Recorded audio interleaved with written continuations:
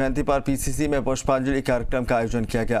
PCC chief Govind Singh Dotasra, मुख्य सचेतक महेश जोशी, सचिन पायलट समेत कई कांग्रेसी नेताओं ने राजीव गांधी को पुष्पांजलि अर्पित की। इस दौरान पीसीसी में राजीव गांधी पर बनी डॉक्यूमेंट्री भी दिखाई गई। मीडिया से बातचीत करते हुए पीसीसी चीफ गोविंद सिंह डोटासरा ने बीजेपी पर जमकर निशाना साधा। डोटासरा ने कहा कि राजीव गांधी संचार क्रांति लेकर आए, जिससे देश आगे बढ़ा, लेकिन मौजूदा सरकार इसका दुरुपयोग कर रही है। फोन टैप कराए जा रहे हैं और लोगों की जासूसी कराई जा रही है। उन्होंने बीजेपी की जन आशीर्वाद यात्रा पर भी निशाना साधा और कहा कि ये बीजेपी की यात्रा नहीं, बीजेपी की यात्रा होती तो इसमें वसुंधरा राजे भी शामिल होती। उन्होंने कहा कि ये यात्रा बीजेपी की अंतिम यात्रा साबित हुई।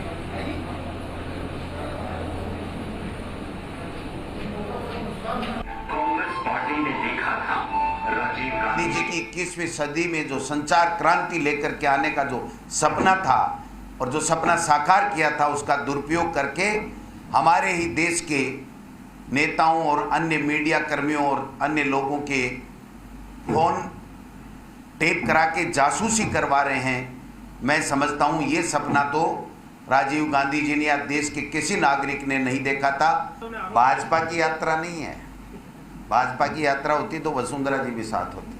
5 साल का शासन, 25 में से 25 सांसद, 2.5 साल तक यात्रा नहीं निकाली, किसी की सुनी नहीं। आज भी सुन कहाँ रहे हैं? आज किसान कितने परेशान हैं, 10 महीने से उनकी कोई सुनने वाला नहीं है। महात्मा गांधी से लेकर के जितने भी नेता हुए हों, सब ने ग्रामीण परिवेश को मजबूत करने का काम किया, किसान को मजबूत करने का काम किया।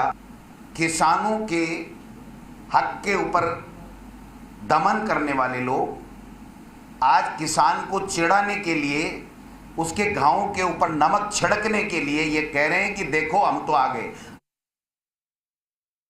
आज तो आप पूछो केंद्र की मोदी सरकार क्या कह रही है, क्या कर रही है और क्या कह रही है। देश के लाल किले से झूठ पे झूठ बोला जा रहा है और देश को गुमराह किया जा रहा है और फिर उस माहौल को वापस लिया जा रहा है कि हम धर्म के आधार पे बांट करके पुनः तीसरी बार सत्ता में आ जाएं। लेकिन देश के नागरिक समझ गए, देश का वोटर समझ गया, किसान समझ गया, दलित समझ गया, महिलाएं समझ गई, बेरोजगार छात्र नौजवान समझ गए। इसलिए इनका अंतिम पड़ाव चल रहा है। ये अभिनंदन यात्रा नहीं होके अंतिम यात्रा है। अंतिम यात्रा इसलिए है कि 2.5 साल के बाद में इनका पता नहीं चलेगा कहां जाएंगे राज।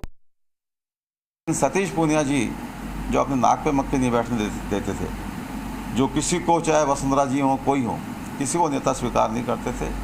मुझे लगता है कि उन्होंने इस जो उनके जो संभावित मुख्यमंत्रियों की भीड़ में एक नया चेहरा शामिल हुआ है भूपेंद्र यादव जी का, उस चेहरे के सामने सतीश पूनिया जी ने आत्मसमर्पण कर दिया। सतीश पूनिया जी ने यह नहीं देखा कि भाई किसका राजस्थान के विकास में, राजस्थान के निर्माण में क्या योगदान है, तुरंत समर्पित हो गए हैं। उनको मुबारक। उनकी तरफ से तो घोषणा उन्होंने कर दी कि भूपेंद्र यादव जी को वो नेता मान लिया है उन्होंने, लेकिन राजस्थान की जनता देख रही है। भारतीय जनता पार्टी किसी भी नेता को राजस्थान की जनता मौका नहीं देगी, ये बात है। बीजेपी की जन आशीर्वाद यात्रा का आज दूसरा दिन है।